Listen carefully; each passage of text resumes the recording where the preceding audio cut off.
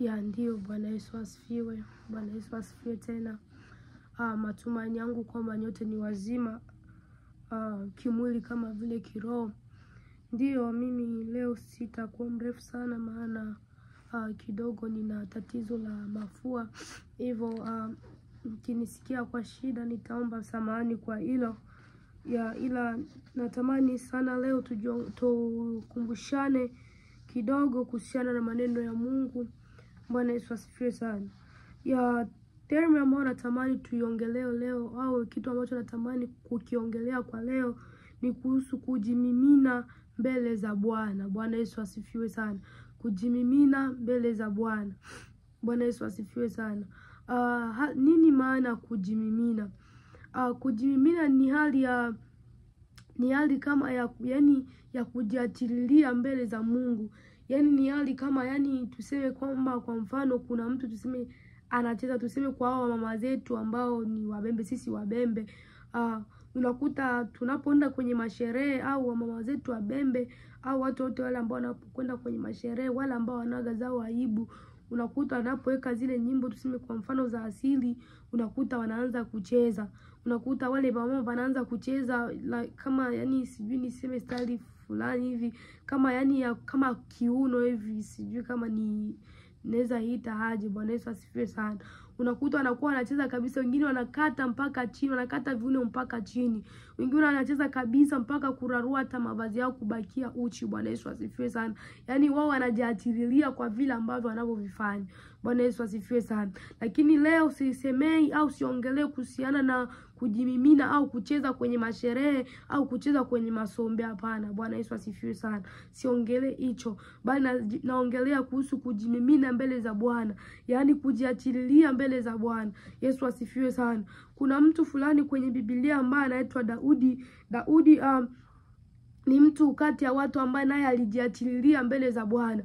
Ni mtu ambaye alicheza kabisa mbele za Bwana waliporudishiwa au waliposhinda kupata ile sanduku la agano. Daudi ni mtu kati ya watu kwenye Biblia ambao walicheza sana walipopata ile sanduku la agano tena. Bwana Yesu asifiwe sana. Daudi alicheza sana, aliyakwamba mpaka kararua mavazi yake, mpaka ile nguo ya kifalme ikaanguka. Bwana Yesu asifiwe sana. Kwa sababu tu ya uzuri wa Yesu, kwa sababu tu ya kujimimina mbele za Bwana, kwa sababu tu ya kujiatilia mbele za Bwana. Bwana Yesu asifiwe sana. Leo naongelea kuhusiana na kujimimina mbele za Bwana, kujiatilia mbele za Bwana. Bwana Yesu asifiwe sana. Tunaweza tukajiatilia kwa njia nyingi, kwa kucheza, kwa kumsifu Mungu, kwa kuomba, kwa vyovyote vile ambavyo unavyojisikia wewe unaweza kufanya kwa sababu ya Mungu. Bwana Yesu asifiwe sana. Lakini leo nitaongelea sana kuhusiana kujimimina mbele za Bwana, kuhusiana kujimimina kwa njia ya kuomba. Bwana Yesu asifiwe sana. Kuna namna nyingi za kujimimina mbele za Bwana. Kuna ile hali ya kujiatilia, kucheza kabisa.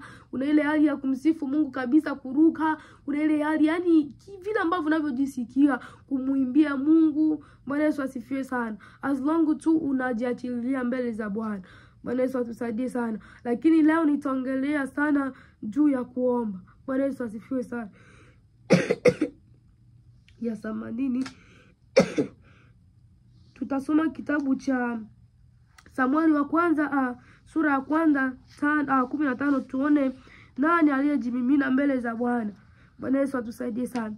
Samueli wa kwanza 1:15 inasema kwamba Hana akajibu akasema, hasha Bwana wangu, mimi ni mwanamke mwenye roho ya huzuni. Mimi sikunywa divai wala kilewa, ila nimemimina roho yangu mbele za Bwana. Bwana Yesu atusaidie sana. Kama nilivyosema kwamba term yetu leo ni kujimimina mbele za Bwana. Ni kujiachililia mbele za Bwana. Hapa tunaona historia ya mwanamke ambaye anaitwa Ana. Lakini huyu mwanamke ambaye anaitwa Ana alikuwa ameolewa na mtu ambaye anaitwa Elikana. Bwana Yesu asifiwe sana. Ukisoma historia ni historia ya Samueli. Bwana Yesu asifiwe sana. Ni historia ya Samueli jinsi ambavyo alivyozaliwa. Na mama yake Samueli alikuwa akiitwa Ana. Bwana Yesu atusaidie sana. Hapa kama unavyosoma Ana anasema kwamba eti mimi sikulewa bali nimemimina roho yangu mbele za Bwana. Sikunywa divai au kinywaji chochote kile, bali nimemimina roho yangu mbele za Bwana. Hapa Ana alikuwa katika kuomba, alikuwa anahitaji mtoto. Alikuwa anahitaji mtoto wa kiume. Hivyo kwa yeye kutaka huyo mtoto, akaamua kumimina roho yake mbele za Bwana ili apate mtoto. Yaani akaamua kujiachilia mbele za Bwana. Maana neno la Mungu linatuambia kwamba eti haja zetu nazijulikane na Mungu. Hivyo Ana naye njia aliyotumia, alijimimina mbele za Bwana. Yaani alijipeleka mbele za Bwana, alimlilia Mungu. Maana Biblia Mungu anatuambia kwamba tuje sote tunaosumbuka na mizigo. Hivyo Ana aliona kwamba yeye hitaji lake kubwa, mzigo wake, na anatamani apate mtoto. So aliamua kwenda kwa Mungu, kwenda kumlilia Mungu kwa sababu ya mtoto. Bwana Yesu asifiwe sana. Kumbuka siku zote maombi ni maongezi kati ya Mungu au kati ya mtu na mtu, au kati ya Mungu na mtu. Bwana Yesu asifiwe sana. Maombi ni maongezi. Unapokuwa unaomba unakuwa unaongea yani. Bwana Yesu asifiwe sana. Ndio maana Biblia inasema kwamba njooni tusemezane. Unapokuwa unaomba unakuwa yani unasemezana na Mungu. Bwana Yesu asifiwe sana. Unapokuwa unaomba unakuwa unasemezana na Mungu. Bwana Yesu atusaidie sana. Hivyo Ana hapa alipokuwa anapoomba akamjibu Eli kwamba yeye akunywa kinywaji chochote kile au divai, bali amemimina roho yake mbele za Bwana. Bwana Yesu atusaidie sana. Kitu ambacho kilimfanya Ana mimine roho yake mbele za Bwana ni kwa sababu alikuwa anamhitaji mtoto. Bwana Yesu asifiwe sana. Leo naongea kuhusiana na kujimimina mbele za Bwana, kujiachilia mbele za Bwana. Unapokuwa mbele za Bwana ujiachilie, yani uwe huru, ufanye chochote kile ambacho unajua kwamba unaweza kukifanya ili kumpendeza Mungu wako. Ikiwa ni kuomba sana, ikiwa ni kuimba sana, ikiwa ni kuruka sana, ikiwa ni kumsifu Mungu sana. Wewe jimimine mbele za Mungu. Maana unapojimimina mbele za Mungu kuna vitu vinaachiliwa juu yako. Kuna vitu Mungu anaachilia kwa sababu yako, kwa kuwa kila ambaye anapokea. Bwana Yesu atusaidie sana. Huyu Ana hapa ni mtu ambaye alikuwa ameolewa, yani kwa Kibembe wanasema malombe. Yani alikuwa anaolewa yani walikuwa bi mkubwa na bi mdogo. Kulikuwa Penina na yeye Ana. Sasa Penina alikuwa ni mwanamke ambaye anapata watoto, lakini Ana alikuwa mwanamke ambaye Mungu alikuwa amefunga tumbo yake, yani alikuwa azai. Bwana Yesu atusaidie sana. Hivyo Penina alikuwa anamcheka sana Ana, alikuwa anamcheka sana, kumcheka mwenzake vibaya sana. Lakini Ana naye kuna mara Ana alikuwa anakosa amani kwa sababu ya hiyo kitu, kwa sababu ya kuchekwa apati mtoto. Kuna mara alikuwa analia, kuna mara hata kula, kuna mara anaumia na kuazika kabisa. Bwana Yesu atusaidie sana.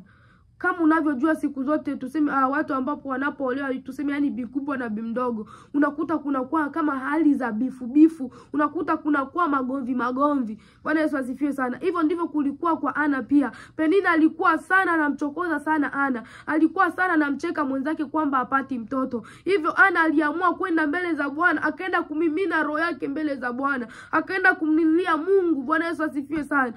Mwimbaji anaimba kwamba eti katika shida kali Mungu anaweza kutulinda. Bwana Yesu atusaidie sana. Ana alimimina roho yake mbele za Bwana kwa sababu aliamini kwamba akiomba atapokea. Bwana Yesu atusaidie sana. Tusome kwanza hii Samueli wa kwanza 18 tusikie inasemaje.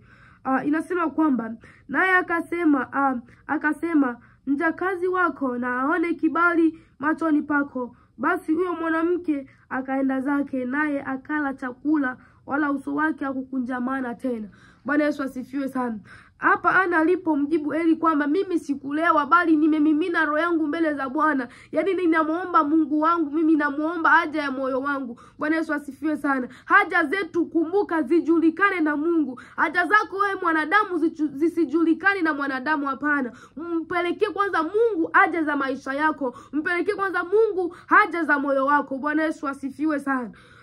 Hapa Ana alipomwambia Eli kwamba alikuwa amekwisha kumwambia kwanza Mungu, kama hapa 13 tulivyosoma, alijimimina kwanza mbele za Mungu, akamwambia Mungu haja zake. Kisha akamwambia Eli kwamba mimi sikulewa, bali mimi sikunywa mvinyo wote ule, bali na mimina roho yangu mbele za Bwana. Yawezekana Ana alipokuwa anaomba alikuwa analia sana. Yawezekana Ana alipokuwa anaomba yani alikuwa anajigaragaza pale kwenye madhabahu ya Mungu kwa sababu alikuwa anataka kitu. Bwana Yesu atusaidie sana. Lakini Ana alivyomwambia hivi, Eli akamwambia kwamba basi Mungu afanye sawa sawa na lile ambalo Ana analoliomba. Yani akakuwa tuseme kama kwa mfano mimi nasema namwambia mtu kwamba eti Mungu afanye yani kama ilivyo haja ya moyo wako, ndivyo Eli alivyomwambia Ana kwamba eti Mungu afanye sawa sawa na mahitaji yako, yani afanye sawa sawa na jinsi unavyotaka. Bwana Yesu asifiwe sana. Ana alivyosikia hivyo, kwa sababu mara mingi sana kinywa cha mtumishi wa Mungu kina nguvu. Kinywa cha mtumishi wa Mungu kinaweza kutoa baraka na laana. Bwana Yesu asifiwe sana. Watumishi wa Mungu ni watu ambao kwa jina, yani hawakwaji wa kawaida, lakini siku hizi ndio tumekuwa na utumishi wa kawaida. Bwana Yesu atusaidie sana. Kinywa cha mtumishi wa Mungu mara mingi sana akikwagi cha kawaida. Bwana Yesu atusaidie sana, lakini siko huko. Ana alivyoambiwa hivyo na Eli, Ana aliamua kusimama na kufurahi, yani machozi hayakutoka tena machoni pake, akulia tena, akuzira kwa sababu ya chakula, akunungunika tena kwa sababu aliamini kwamba atapokea. Bwana Yesu atusaidie sana. Ana aliamini kwamba atapokea, atampata mtoto wa kiume ambaye anayemhitaji. Hivyo Ana alienda akiwa anafurahi. Bwana Yesu asifiwe sana. Uso wake hakukunjamana tena, ndio Biblia inatuambia. Yani uso wake tena kuwa yani huzuni, kulia, yani haikutokea tena hiyo. Ukisoma hapa kwetu utaona jinsi ambavyo Mungu alimbariki Ana. Mungu akampatia Ana mtoto wa kiume ambaye ni Samueli, ambaye alimtoa kama wakfu, yani alimtoa sadaka kwa Mungu, yani amtumikie tu Mungu huyo mtoto Samueli. Bwana Yesu asifiwe sana.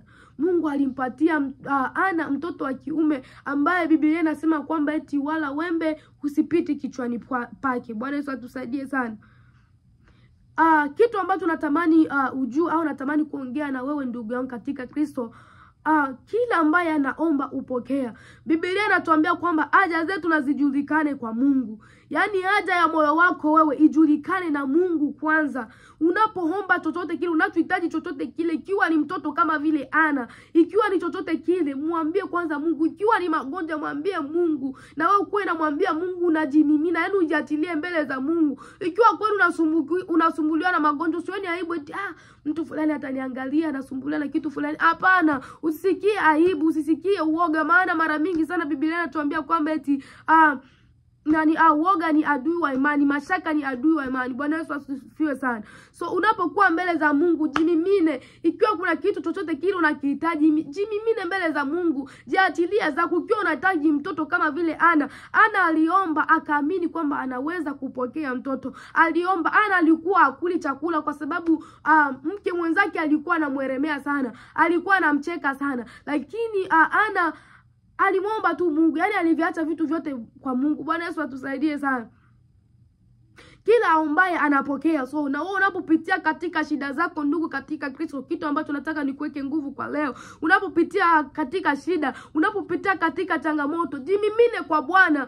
Acha roho yako ijimimine kwa Bwana. Muombe Mungu katika roho na kweli, maana kila aombaye upokea. Bwana Yesu asifiwe sana. Kila atafutaye uona. Bwana Yesu asifiwe sana. So kila ambacho unachokihitaji kwenye maisha yako, ikiwa ni nini, ikiwa unatamani maisha ya ndoa yako yawe mazuri, ikiwa unatamani familia yako iwe vizuri, ikiwa unatamani chochote kile, wewe mkabidhi Mungu. Bwana Yesu atusaidie sana. Haja zetu nazijulikane na Mungu kwanza. Mimina roho yako mbele za Bwana. Mungu anatuambia kwamba njooni tusemezane. Bwana Yesu atusaidie sana. Mizigo yako mpelekee Mungu, maana yeye ndiye aliyechukua masumbuko yetu, aliyechukua mizigo yetu. Ndio maana anatuambia kwamba njooni nyote msumbukao na mizigo. Bwana Yesu atusaidie sana. Iwe mizigo ya nini? Ana alikuwa ana mtoto, alikuwa anachekwa sana. Bwana Yesu asifiwe sana. Hata Saria pia mke wa Abraham naye alikuwa ana mtoto, lakini kwa sababu alimuomba Mungu, kila aombaye na anapokea. Kwa sababu alimuomba Mungu, alijimimina mbele za Mungu, alipokea. So hakuna kitu ambacho kinachoshindikana kwa Mungu ndugu yangu katika Kristo.